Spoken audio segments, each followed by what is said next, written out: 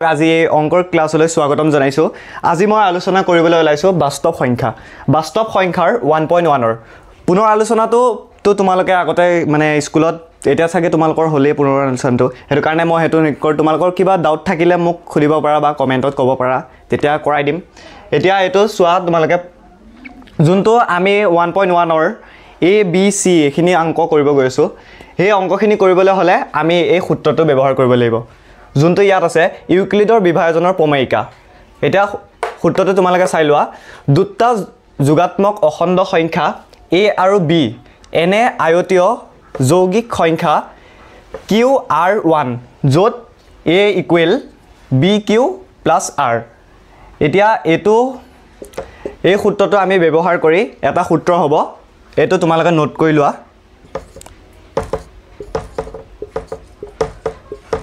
এটো এই সূত্ৰটো তোমালোকে ব্যৱহাৰ কৰি এতিয়া আমি 1 2 3 গুটে অংকখিনি কৰিব যাম। বেছি কৰাই নিদিও তোমালোকক 1 2 আৰু 3 2 কৰাই দিম। অংককিটা সহজে আছে তোমালোকে ধুনিয়াকে কৰিব পাৰিবা। সো এতিয়া আহা আমি অংকলে যাম।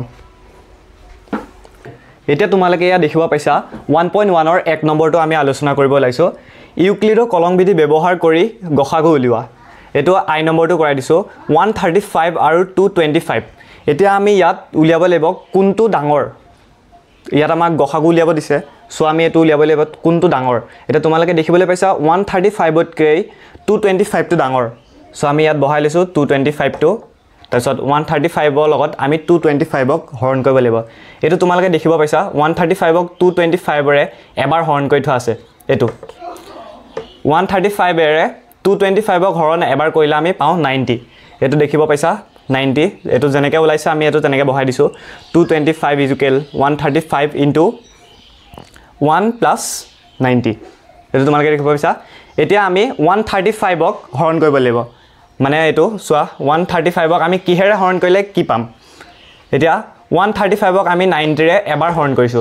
এটো 90 ৰে এবাৰে হৰণ যায় যোনটো আমাৰ ওলাইছে 45। এটো দেখিব পাইছা 135 = 90 * 1 + 45। ইয়াত জেনেকে ওলাইছে আমি ইয়াত তেনেকে বহাই দিছো। এতিয়া আমাৰ থাকিলে কি 90 90। এটো দেখিব পাইছা 90 = 45 * 2 + 0। এটো 90 ৰে ইয়াক 45 ৰে 90 ক দুবাৰ যায়। সো আমি 0 পাইছো। এটো আৰু আমাৰ কোনো উলিয়াব দৰকাৰ নাই। এটো আৰু নুলাই। সো আমাৰ আজিৰ এনসাৰটো হ'ল গসাগু 225 আৰু 125 ৰ এনসাৰ 45। সো তোমালোকে এটো চাই লোৱা বা স্ক্ৰিনশ্বট মাৰি লোৱা। তোমালোকে এখিনি কৰি লোৱা।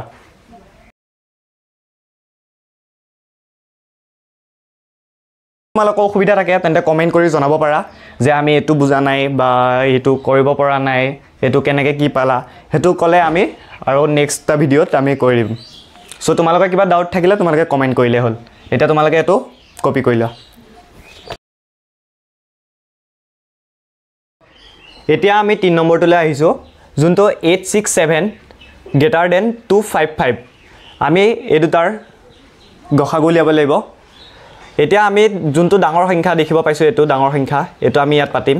এটো পাৰা পিছত এতিয়া আমি 867 ৰ গসাগু উলিয়াও। এটো সোৱা 867 ৰ গসাগু উলিয়া হ'ল 255 ৰে 255 ৰে গসাগু উলিয়ালে আমি পাও ইয়াক 3 বাৰ যায় আৰু পাইছো আমি 102। এটো ইয়াত 102 লাইছে আমি ইয়াত এটো পাতি দিছো। এতিয়া থাকিলে 255 ৰ গসাগু 255 ৰ গসাগু এটো উলোৱা আছে। এটো দেখিব পাইছা 102 ৰে আমি উলিয়াইছো 255 ৰ গসাগু 102 ৰে লাইছো ইয়াত দুবাৰ গৈছে। দুবাৰ গলে আমাৰ থাকিল কিমান 51। সো এটো দেখিব পাইছা 51। এতিয়া আমাৰ থাকিল কি 102 মানে 102। এতিয়া 102 ৰ আমি গসাগু উলিয়াম 51 ৰে 51 ৰে 102 গসাগু উলিয়াব হলে আমি ইয়াক দুবাৰ হৰণ কৰিব লাগিব। দুবাৰ হৰণ কৰিলে এটো মানে দুবাৰে হৰণ যাব। সো ইয়াত আৰু একো নলাই। সো এটো আমি ইয়াত পাতি দিলো। তো তোমালোকে দেখিব পাইছা এনসাৰ এটো 867 আৰু 255 ৰ এনসাৰ 51। সো তোমালোকে এটো পাতি লোৱা।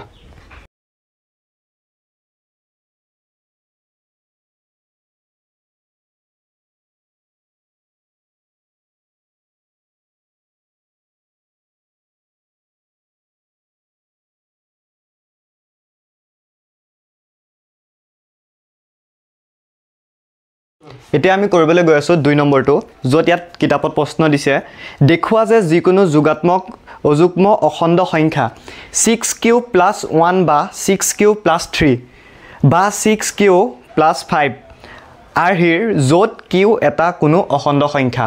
এইটো তোমালোকে কিতাপৰ পৰা চাই ল'বা কুৱেশ্যনটো। এতিয়া এনচাৰটোলৈ আহোঁ আমি। এনচাৰটো হ'ল, ধৰা হ'ল a এটা যিকোনো যোগাত্মক অযুগ্ম অখণ্ড সংখ্যা এক 6ৰে হৰণ কৰাত ধৰা হ'ল ভাগফল q আৰু ভাগশেষ r পোৱা গ'ল। এতিয়া গতিকে ইউক্লিডৰ কলং বিধি মতে a = 6q + r এইটো সূত্ৰ নম্বৰ 1। চ' তোমালোকে এইটো নোট কৰি লোৱা, তাৰপিছত আমি এই সূত্ৰটোৰ মতে অংকটোলৈ আগবাঢ়োঁ।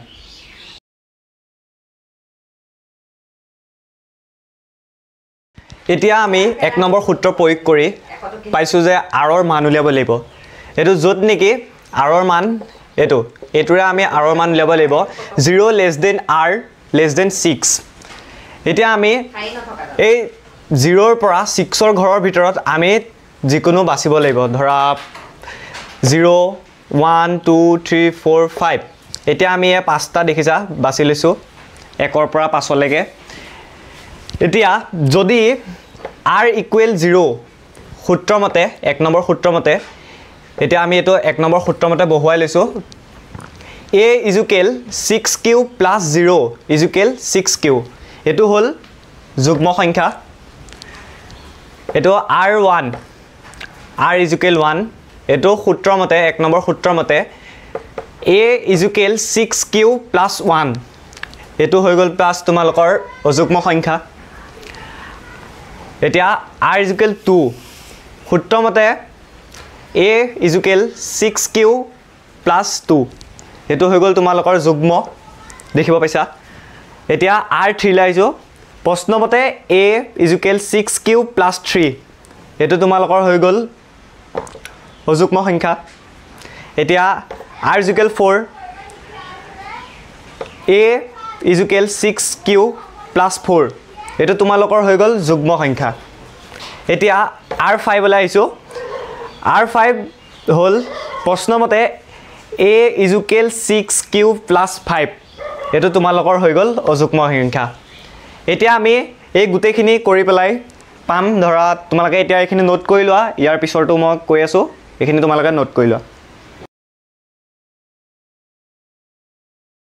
এই গোটেইখিনিৰ সমাধানটো হ'ব এতেকে a যদি অযুগ্ম হয় তেন্তে 6q + 1 বা 6q + 3 বা 6q + 5 আৰ্হিৰ হ'ব। এতিয়া তোমালোকে এইটো লিখি লোৱা। আমাৰ এনচাৰ এইটোৱে ওলাইছে।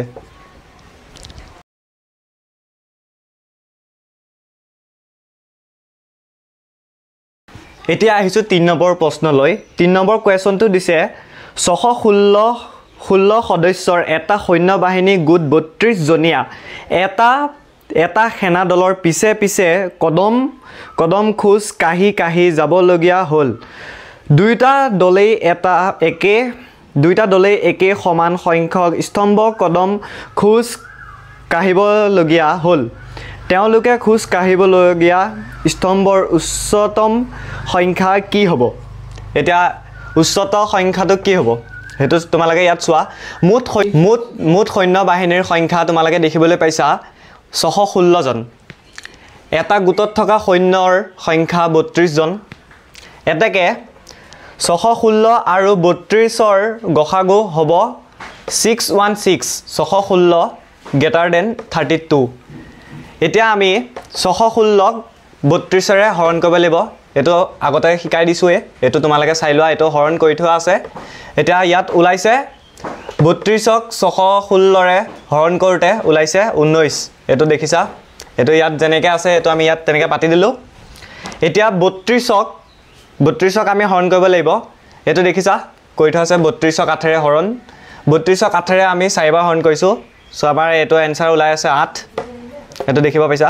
এতিয়া সৈনিকসকলৰ এটা স্তম্ভত থকা সৈন্যৰ সংখ্যা হ'ল 8 জন। এইটো তোমালোকে পাতি লোৱা।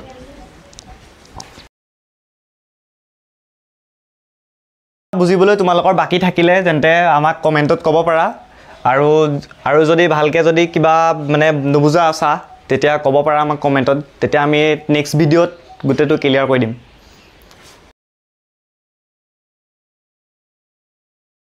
কৰাবলৈ লৈছো 4 নম্বৰটো 4 নম্বৰ কোৱেশ্যনটো হ'ল ইউক্লিডৰ বিভাজন প্ৰমেয়িকা ব্যৱহাৰ কৰি দেখুৱা যে যিকোনো যোগাত্মক সংখ্যাৰ যিকোনো যোগাত্মক অখণ্ড সংখ্যাৰ বৰ্গই হয় 3m নাইবা 3m+1 আৰ্হিৰ য'ত m এটা অখণ্ড সংখ্যা সো তোমালোকে এতিয়া এনসাৰটো চাই যোৱা এনসাৰটো হ'ল ধৰা হ'ল a এটা যিকোনো যোগাত্মক অখণ্ড সংখ্যা যদি 1 ৰে হৰণ কৰা যায় ধৰা হ'ল ভাগফল q আৰু ভাগশেষ r পোৱা গ'ল য'ত q আৰু r অখণ্ড সংখ্যা গতিকে ইউক্লিডৰ বিভাজন প্ৰমেয়িকাৰ মতে সূত্ৰ নম্বৰ 1 এতিয়া সূত্ৰ নম্বৰ 1 ৰ মতে আমি বাকিখিনি কৰিমগে তোমালোকে চাই থাকা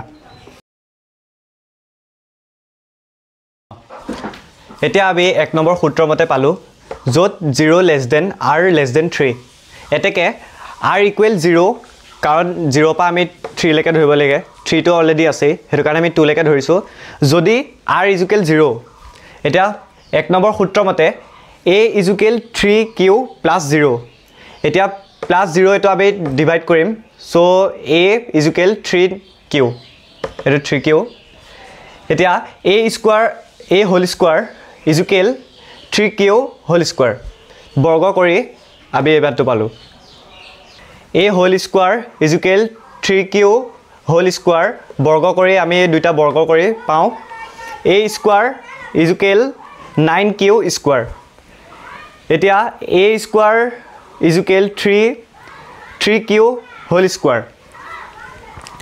a স্কয়াৰ ইকুৱেল 3m এটো হৈ গল 2 নম্বৰ সূত্ৰ এতিয়া ইয়াত m ইকুৱেল 3q স্কয়াৰ যিকোনো অখণ্ড সংখ্যা সো বাকিখিনি কৰি দিয়াছো এখিনি তোমালোকে চাই থাকা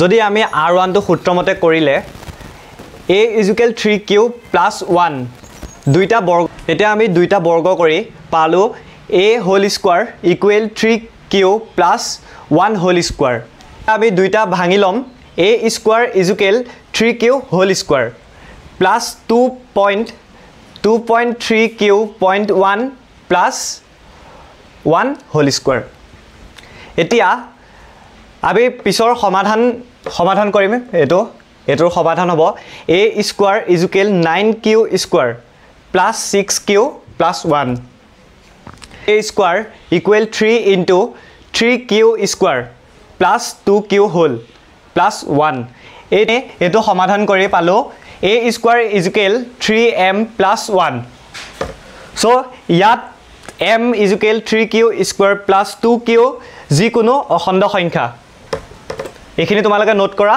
বাকিখিনি মই লিখি দি আছো যদি r ইকুৱেল 2 ৰ সূত্ৰমতে গলে আমি সমাধানটো কি উলিয়াব পাৰিম হেতু চোৱা a ইকুৱেল 3q + 2 এতিয়া এই দুইটা দুই ফালে বৰ্গ কৰি আমি পাও a whole square equal 3q + 2 whole square equal 3q + 2 whole square এই দুটা আমি সূত্ৰমতে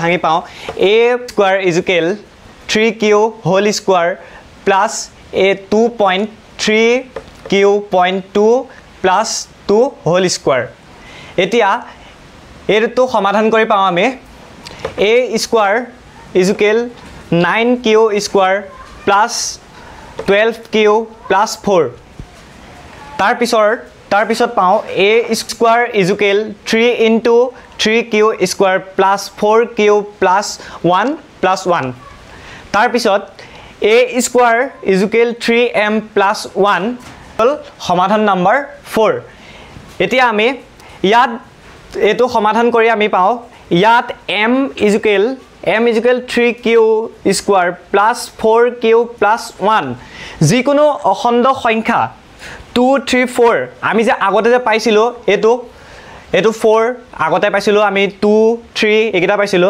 হেকিটাৰ সমাধানৰ পৰা পাও সেইকেইটা মানে সমাধানৰ পৰা দেখা গ'ল যে যিকোনো যোগাত্মক অখণ্ড সংখ্যাৰ বৰ্গই 3m বা 3m + 1 আৰ্হিৰ হয়